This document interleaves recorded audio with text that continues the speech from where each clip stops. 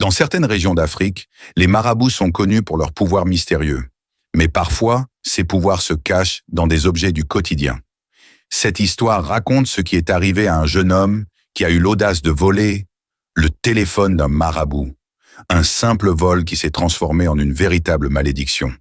Écoutez attentivement, car ce récit pourrait bien vous faire réfléchir avant de toucher à ce qui ne vous appartient pas. Dans un petit village africain, un jeune homme ambitieux vole un vieux téléphone dans la maison d'un marabout récemment décédé. Ce téléphone était éteint, cassé, sans puce. Mais dès le soir même, il commence à recevoir des messages, écrits dans une langue étrange, une langue qu'on disait disparue depuis des siècles. Le premier message disait « Celui qui prend ce qui ne lui appartient pas, perdra ce qu'il aime le plus ». Le lendemain, son petit frère tombe gravement malade, puis sa mère perd la mémoire. Chaque message annonçait une nouvelle tragédie. Il essaie de se débarrasser du téléphone, mais à chaque tentative, il réapparaît dans sa poche. Jusqu'au jour où le téléphone l'appelle lui-même. Une voix rauque dit simplement « Maintenant, c'est ton tour ». Le jeune homme, terrorisé par la voix qu'il a entendue dans le téléphone, décide de chercher de l'aide. Il se rend dans un village lointain où vivait un ancien marabout connu pour avoir brisé des malédictions interdites. Ce marabout, aveugle et très vieux, accepte de l'écouter. Après avoir touché le téléphone, il pâlit. Il dit « Ce n'est pas un simple objet, c'est un pont entre les vivants et les morts. Tu as réveillé un esprit très ancien. » Le marabout prépare un rituel, au bord d'un fleuve sacré. Il lui donne une bougie noire, un œuf et une pièce d'argent. Il dit « À minuit, tu devras parler à l'esprit et lui rendre ce qu'il t'a pris. » À minuit, le jeune homme allume la bougie. Le téléphone s'allume tout seul. Une voix lui dit « Tu veux que ça s'arrête? Donne-moi un autre nom. » Il comprend alors. Il doit sacrifier quelqu'un à sa place. Il hésite, puis donne le nom d'un ennemi. Le lendemain matin, ce rival est retrouvé mort dans son sommeil, le visage figé d'horreur. Le téléphone ne sonne plus, mais il reste allumé. Et sur l'écran, une nouvelle phrase apparaît. « Tu as fait ton choix, tu es maintenant des nôtres. » Depuis qu'il a donné un nom au téléphone, le jeune homme n'est plus le même. Ses rêves sont remplis de visages sans yeux, de voix chuchotant des langues inconnues. Il ne mange presque plus. Il ne dort que par fragments. Une nuit, une voix lui parle à nouveau dans le téléphone. « Tu as franchi la porte. Maintenant, tu dois la garder ouverte. » Le lendemain, il découvre une nouvelle application apparue seule sur l'écran. Offrande. À chaque pleine lune, l'application lui demande un nouveau nom.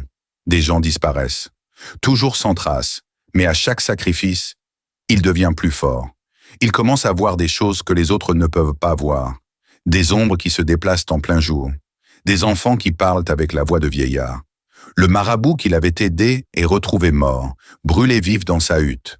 Sur le mur, gravé avec du sang, un message. « Tu aurais dû le laisser dormir. » Le téléphone, lui, affiche une dernière notification. « Bienvenue dans le cercle des 13. » Il regarde autour de lui. 13 silhouettes, vêtues de boubous noirs, se tiennent dans l'ombre. Et l'un d'eux lui tend un nouveau téléphone. « Tu n'es plus victime. Tu es désormais l'un des maîtres. » Le jeune homme entre dans une salle secrète, éclairée par des torches. Autour de lui, les 13 maîtres du cercle le fixent. Chacun lui remet un objet. Un os, un morceau de tissu brûlé, une dent humaine, un talisman en peau de serpent. Puis le chef du cercle parle d'une voix grave. « Tu as passé l'épreuve du choix. Maintenant, tu dois sceller le pacte du sang. » Il lui tend un couteau noirci. Le jeune homme doit graver un symbole sur son propre bras. Lorsqu'il le fait, il voit toutes les âmes qu'il a sacrifiées apparaître autour de lui. Des cris, des pleurs, des visages tordus, mais aussi des murmures. « Tu es à nous. Tu ne pourras plus jamais reculer. » À cet instant, le téléphone s'éteint, puis se rallume avec un nouveau fond d'écran, une carte du monde et un point rouge qui clignote dans un village d'Afrique. Une nouvelle cible. Le cercle dit « Voici ton premier test en tant que maître. Trouve-le et fais le silence. » Il quitte la salle, le téléphone dans une main, et dans l'autre, le couteau du pacte. Le point rouge sur la carte le mène dans un village reculé, un endroit oublié du monde où même les téléphones n'ont pas de réseau. Lorsqu'il arrive, une vieille femme l'attend déjà devant sa case. Elle le regarde droit dans les yeux et dit « Tu viens chercher le garçon. Mais il est déjà éveillé. Le jeune homme ne comprend pas. Il sort son téléphone. L'application affiche un nouveau message. Attention, cette cible est spéciale. Il finit par trouver l'enfant. Un garçon de 7 ans, aux yeux brillants, qui joue seul au bord de la rivière, mais dès qu'il s'approche, l'enfant se retourne et parle avec une voix d'adulte, rauque, ancienne. « Tu crois être un maître, mais tu n'es qu'un pion. » Le garçon tend la main. Le téléphone se met à trembler, puis explose en poussière dans la main du jeune homme. Une tempête d'ombre s'élève autour d'eux. Le cercle des 13 apparaît dans le ciel, formé par des visages sombres et furieux. Le garçon dit calmement. « Tu as réveillé l'ennemi. Prépare-toi.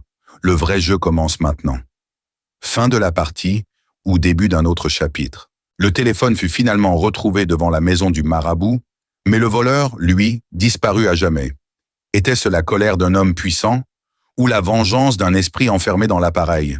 Nul ne le sait, mais encore aujourd'hui, on raconte que ce téléphone sonne parfois et que ceux qui décrochent entendent la voix de celui qui a osé le voler.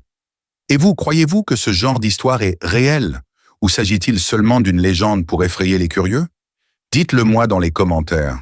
Et si vous aimez ce genre d'histoire mystérieuse, abonnez-vous et activez la cloche pour ne rien manquer, car d'autres récits encore plus troublants arrivent bientôt.